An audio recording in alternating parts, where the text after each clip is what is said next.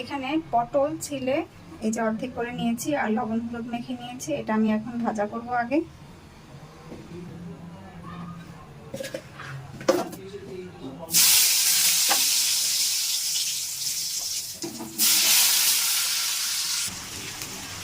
এখন আমি পটলগুলো সুন্দরভাবে ভেজে নেব।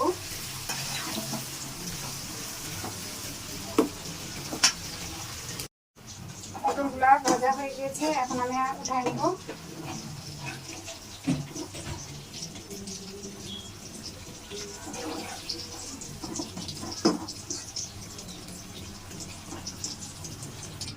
যেখানে পটল সবগুলো উঠাই নিয়েছি।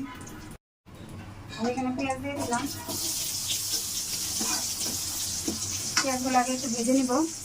ভাজা হয়ে গেছে, এখানে আদা রসুন হলুদ মরিচ ধনে জিরে এগুলো সব দিয়ে দিলাম, একটু ভেজে নিব। আর কষানোর জন্য একটু পানি দিয়ে দিলাম।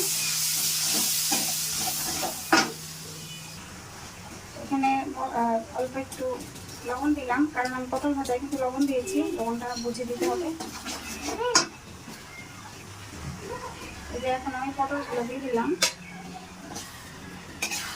এখন অল্প কিছুক্ষণ রান্না করে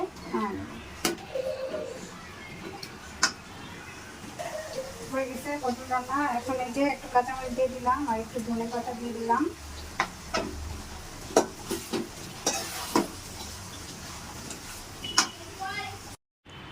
কেমন হয়েছে পটল ভুনা কমেন্ট করে জানাবেন।